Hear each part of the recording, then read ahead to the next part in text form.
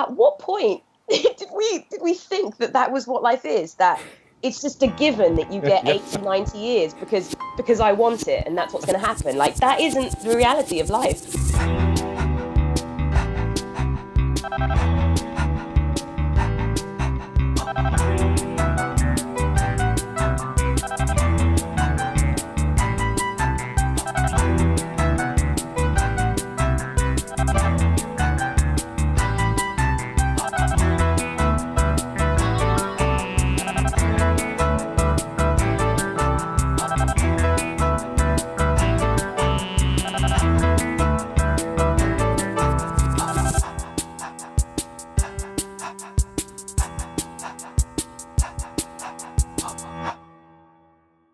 Today's guest is Ione Butler. Ione is an actress, TV host, and a voiceover artist. She's also the creator of Uplifting Content, a platform where she shares inspirational, motivational, and uplifting content, and its Facebook page has over 1.1 million followers.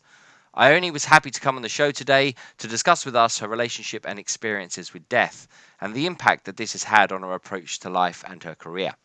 The death of a friend was a major factor in her creating uplifting content, and it also changed her view on life. Now she chooses each day to live in the moment with the aim of living her life fully. Please support the show by liking and sharing this episode on social media, and to make sure you don't miss out on any future episodes, please sign up for our newsletter at deathhangout.com. Now, this episode, face your fears and live in the moment. My first experience of death was grandparents, and you kind of expect that to happen. And so it was really sad, especially with my grandma. I think that the hospital sort of let my grandma die, even though she was fighting to live because she was older, and I think they just gave up on her.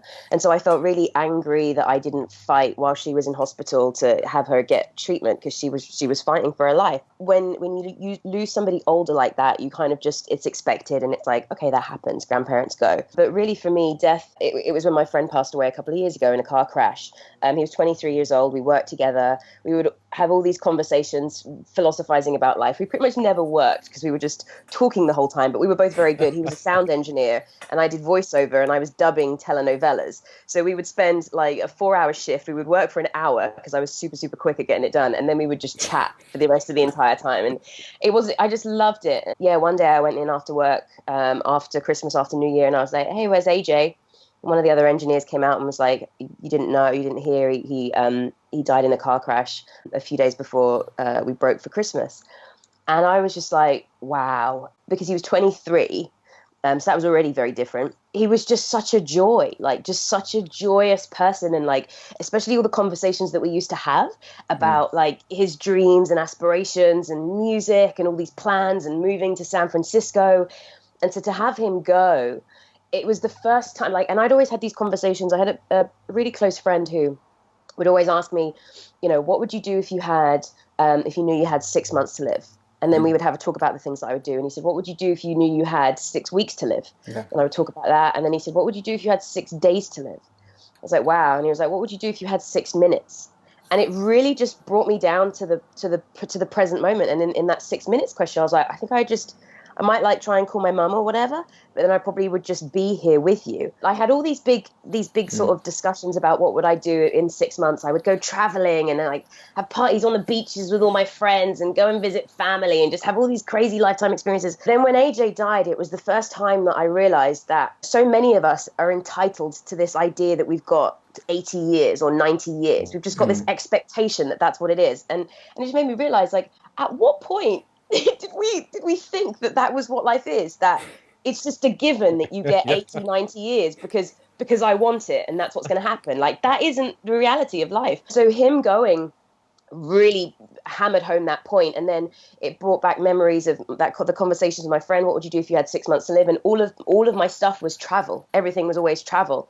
So in January I went to South America for 3 months, and I leveraged my Facebook page audience and just had them guide me and just make suggestions and give me things to do and places to go. So that was like one of my things. AJ's motto was live your life out loud. I've been doing that this year, just living fully, not putting off things that I want to do. The funny thing is, I feel like if I was to go, it would suck if I died anytime soon, because there's so much more I want to do. And like, I love my life and I just love my friends and family, and there's so many things. but I'm living my dream life. Like I'm not, I have no regrets. And I think you've probably had a lot of conversations about this, but I think the biggest regret of the dying is not doing the things that they wanted to be doing. Like that's what people regret. And so I am doing everything I've ever wanted to be doing. So live fully, and then you've got nothing to worry about. So you're having this Facebook page, the Uplifting Content, right? Which is something which is very positive message around the world. So I believe you're a strong advocate or proponent of we need to put some positivity in this world, because this world, it can be very dark. And here there's death around here. How does it change now for you? I think the misconception with uplifting content is it has to be all like, I don't really like using the word positive, but I think people think it has to be positive and fluffy and like, oh, helping old ladies across the street. Like that's not what it is at all. I'm happy to talk about death. It's what uplifts you, because to me, my experience of my friend dying forced me to realize that my life is incredibly valuable, and stop putting off the things that I want to do because I might go tomorrow. And so just stop putting everything off till tomorrow and do it now. Nice. To me, that's uplifting, even though it's around the idea of death. Eventually I want to build a news channel, because I hate the news, because it always talks about everything that's going wrong and all the destruction and all the suffering and all the pain, with no offering of any type of advice or help or anything to empower people to make a decision, to do anything differently. And so you can still talk about horrendous things, tragedies, but talk about the stories of people who have done amazing things. So, for example, I knew one of the girls that was shot and died in Vegas. Another really young, beautiful woman who was just such a joy as well. That was really horrible. And so I was reading it up, because I didn't find out until a few days later. And I just thought, oh my God, there might be more people that I know that died, and I wouldn't even know. So I was looking up the list of people. And there was this one article that I read, and it was all these stories of like this man that jumped over his friend's wife to protect her, and he died, and like all these people that were like jumping over their loved ones to save them and stuff like that. Now, or some people might not think that's uplifting. For me, that is the most uplifting thing in the world, because all the stories that we hear about that event are this horrible, evil man that like slaughtered all these people, and gun control, and America's falling apart, and like everything is awful, and the whole world is gonna go to shit. And then I'm like, well, what about? But that's one person that was insane and did this act.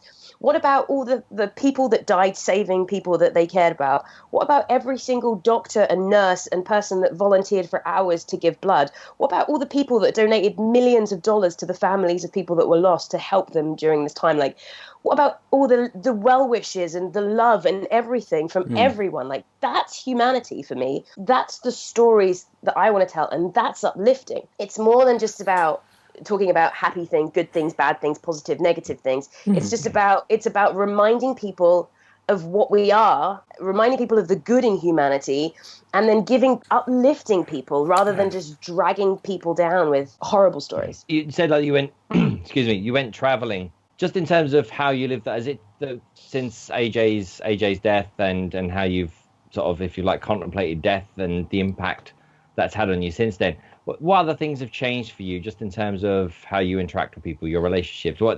So the traveling is a big thing, but has it changed anything in just how and who you are on a day-to-day basis? I just live fully. I think that's something that I try to do, like enjoy moments, just seeking experiences. Every time I'm stuck in my head, stressing about something in the past or worried about something in the future, remembering that none of those things are real. Something that happened in the past or my idea of the future do not exist. They're not real. And the only thing that I have is right now. That kind of brings me into moments. And, I'm in Vancouver right now. I was here for an event, have you heard of Jason Silva? Yeah. I've heard the name. Yeah. And he actually had some interesting points, which I'll bring up about death too. So I was here for this event and like just hanging around in Vancouver on my own. And, then there'd be all this stuff about, I wish I was sharing this moment with somebody. I don't like being on my own. And then just like it being really beautiful and just being here in this moment and smiling at people and talking to people and just living fully. So yeah, I guess it would affect relationships. Like I tell my mom, I tell people how I feel about them more. I was on a flight to Peru and there was really bad turbulence and I'm fucking terrified of flying. I really hate it, even though I travel all the time, which I'm going to do a video about facing your fears, because as much as I hate it and I'm scared, like I have all this life experience because of it. But I thought that my plane was going to crash and I was going to die. In that moment, there was only one person who I thought, he doesn't know that I love him. Everyone else, I'm quite happy that they know how I feel about them. If I was to go, it would be fine. And so I survived the plane, right? Obviously, I'm here. And so I messaged this friend just to say I thought I was going to die. And the only thing that came up was, I just wanted you to know that I love you because I just think you don't know that. And he was like, yeah, because we'd kind of stopped talking. And he was like, yeah, I thought you hated me. I was like, no, I love you, but whatever.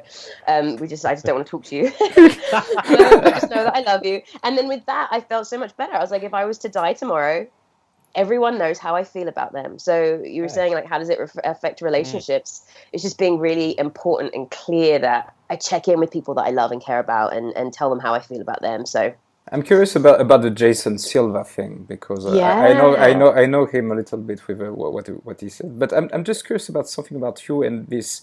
You just said about fear of death. How is it for you now? Is it with the fear it's of interesting. Because before I had this whole awakening experience about just over a year ago, and it was like, whoa, like death doesn't. I'm not. I'm not anything. I'm just a bunch of ideas. But like everything that I am is thoughts. Ione, actress, whatever, English. They're all just ideas. But what I am is infinite. Is everything. Like, where do I go? It is not. I'm not going anywhere. I'm just sort of going back. I'm just everything.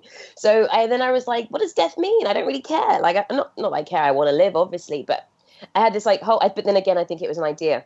Then there's just times where I just freak out. I freak out that, like, at some point my mum, there's going to come a point where my mum's not here anymore. Maybe, unless I go first. But she would be devastated if that was the case. But there's going to be a time where my mum's not here. And then that, like, was like, oh, geez. Like, and I kind of get really freaked out by that.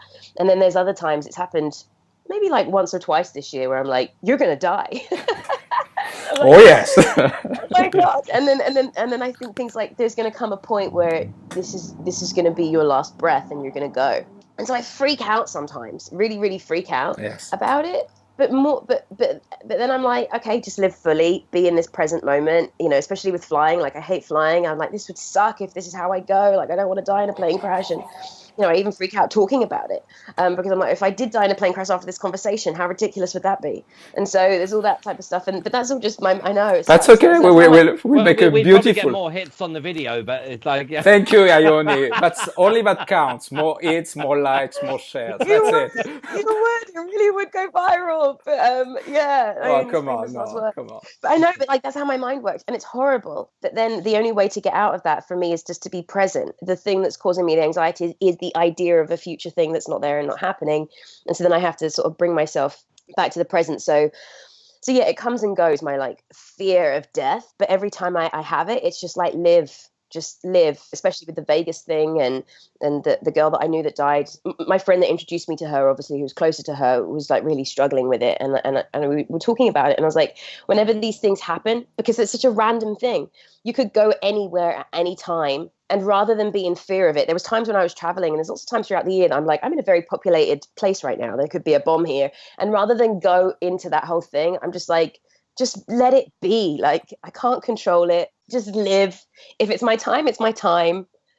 And just trust and be rather than live in fear. So then you can't enjoy anything when you're living in fear of a thing that's not even happening or real or there. I think that's interesting what you said about the fears. I mean, a lot of people might look at you and they said that positive thing and go, oh, it's so positive. And often people like yourself are doing things like that. From the outside, people look and go, oh, they're just very brave. They don't have any fears. They don't see all that. So it's interesting here. Right. You actually use the fears as that. If anything, the fears that come up reinforce the message that you're sharing with people and how you're living. 100%. Face them, because otherwise, what kind of life is that? I have a better question about the Jason Silva thing. We'll come back later to Jason Silva. I've seen you're doing some movies, right? And the movies that you're doing, actually, there's zombies, there's murders, there's some killings and stuff like that. So in the movies, actually, the roles that you're playing, There's death all around. How is it in this interaction? You're playing a role, you're playing a character where you killed or you kill somebody or things like that. So how does it affect you? It's an interesting question because I moved to LA originally for acting, and so that's what I wanted to do, be in movies and TV shows and stuff like that. However, there's nothing that I don't watch television because I can't stand it.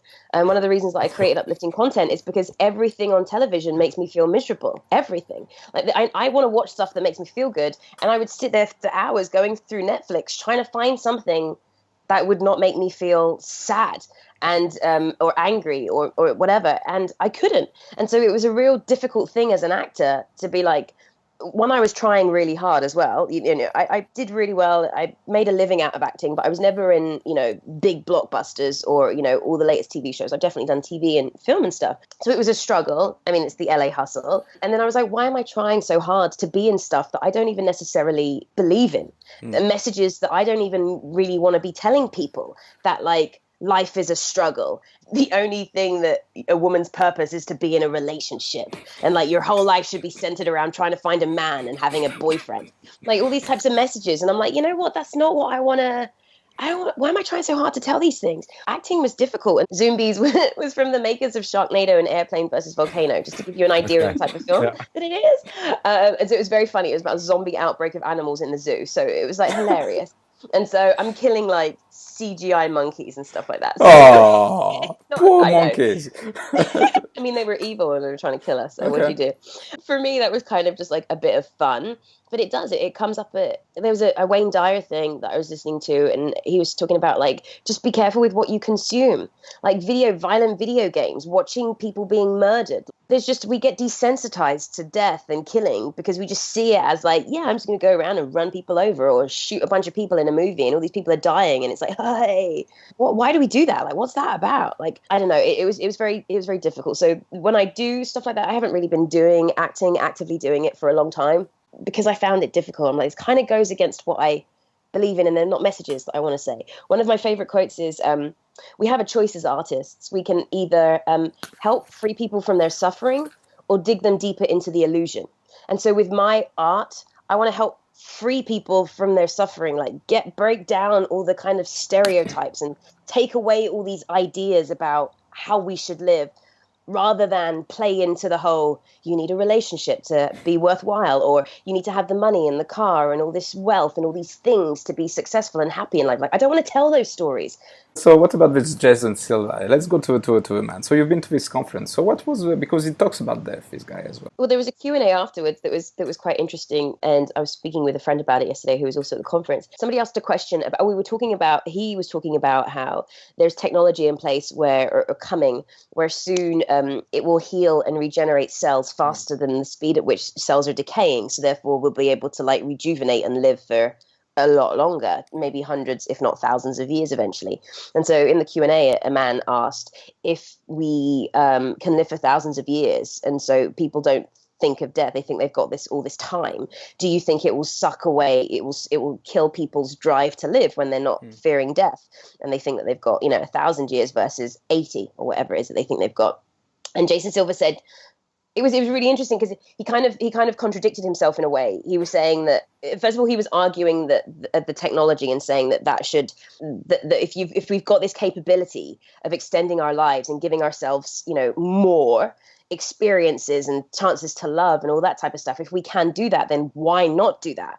Which I totally agree with. Like, if that's within our capabilities of giving ourselves extra life, then why not? But then on the flip side, he said, which kind of contradicted himself, he said that the thing that makes him live is like, the beauty of life and the sunsets. And he gets sad when he sees a sunset because it's the end of a sunset and he's only got a certain amount of sunsets that he can see before there's no more. And in that, it was like, so then basically death is your driving force then.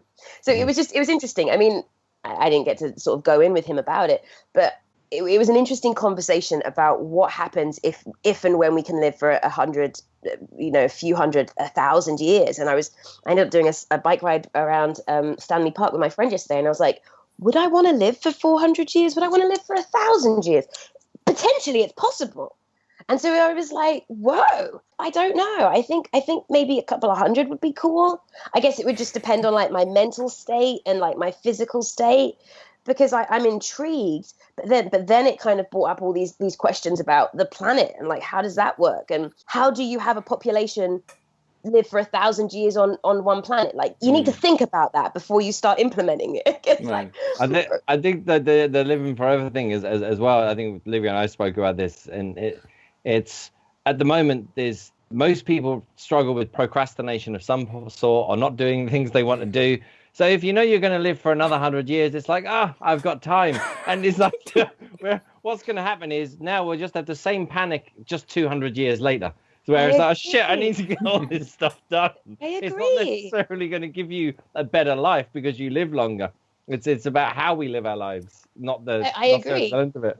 However, I wonder that if there is that, but then there are people that like live fully. Like, what would Elon Musk do if he had 1,000 years? Do you know what I mean? Like, I think that he would just, all these things would happen. So yes, I think the majority of people would just sort of be like, yeah, I'll do it tomorrow. But then there's certain people like, and like for me, I would just like, right now I'm like loving life and doing so many things and just like having all these experiences and enjoying all of them. And I just think that having extra time would be like, yeah, but I think it's very interesting what you just mentioned, because Elon Musk is very inspired by death. You know, for him, his mission, his goal is to basically bring people to Mars in order to save humanity, because he believes that Earth is so damaged. You know, there will be, it will be difficult for us to live. So we need to put more eggs than only in one basket. So see how death inspired Elon Musk just to be creative and to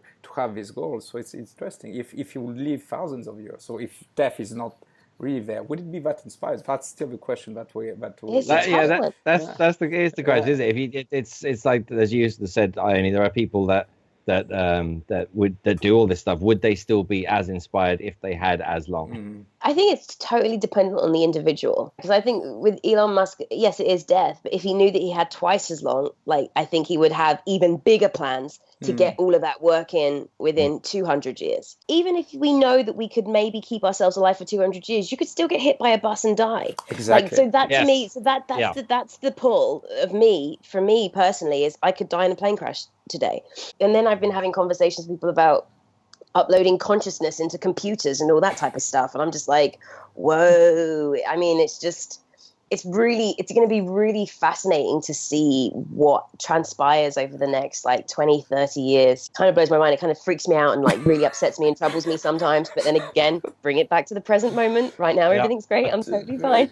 So what would be your advice actually for people who are experiencing exactly the same thing that you experience? One of their friend or just died, and so what would be the best advice for these people? Whenever there is a loss, experience the sadness and express however you're feeling. Just feel it. Don't try and resist it. But for me, I think the biggest honor that you can give to somebody who is gone is just to live your life, because you have it. That to me is the only thing that ever. Well, with both AJ and Michelle, they were just such people who, and that was the saddest thing as well, like just people who love life and just gave joy to people. Like both of them, just such joyous, wonderful people to be around. And that just really breaks my heart. Just give and be grateful that you exist and that you still have this life, and live it fully in honor of them. But obviously, grieve and feel. Because I think that was one of the hardest things, like dealing with grief. AJ, we were good friends. I hadn't seen Michelle in a couple of years, and AJ and I were close, but we'd only known each other for like 5 months. I haven't lost like a husband or my mum or people like that, and so I can't imagine what that type of grieving is like, and I don't know. But I would just say, be around loved ones and get support and feel it. Don't resist it. We hope you enjoyed this week's episode. Again, please support the show by signing up at deathhangout.com or clicking on the subscribe button on your screen.